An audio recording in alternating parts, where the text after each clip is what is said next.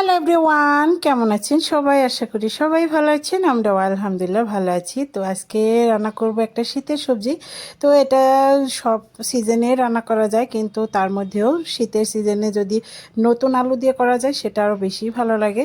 তো এখানে আমি মাছের তরকারি রান্না করব। মাছের তরকারি রান্না করার জন্য প্রথমে আমি মাছগুলো ভেজে নিলাম, তারপরে এখন আলুগুলো ভেজে নেব। তো এই আলুগুলা পুরানো আলু, যদি নতুন আলু হতো আরও বেশি ভালো লাগতো। তো এভাবে আলুগুলো ভালো করে অনেকক্ষণ ভরে তারপরে ভেজে নিলাম।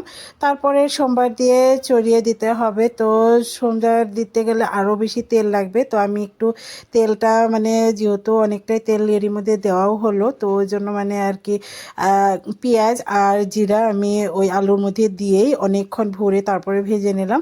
তো ভাজা হয়ে গেলে তখন আমি মশলাপাতিগুলো দিব। তার আগে একটু পানি দিয়ে নিলাম, তারপরে হলুদ গুঁড়া, মরিচের গুঁড়া, ধনিয়া গুঁড়া, তারপর একটু জিরার গুঁড়া, স্বাদ মতো নুন দিয়ে আবারও ভালো করে কষিয়ে নিব অনেকক্ষণ ভরে।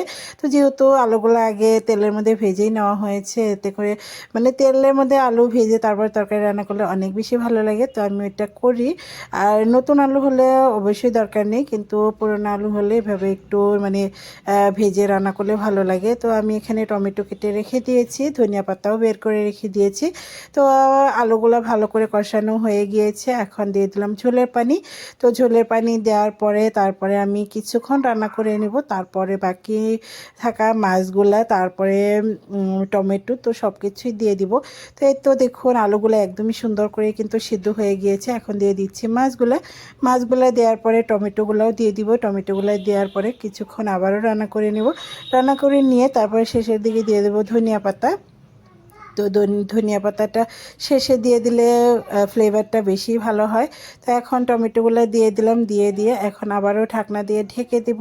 ঢেকে দিয়ে তারপরে ঝোল যখন শুকিয়ে আসবে তখন আমি ধনিয়া পাতাগুলো দিয়ে দিব।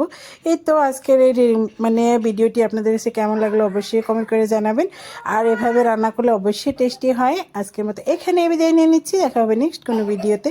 ততক্ষণ পর্যন্ত ভালো থাকবেন, সুস্থ থাকবেন, আমাদের জন্য দোয়া করবেন। আজকের ভিডিও এ পর্যন্তই। আল্লাহ হাফিজ।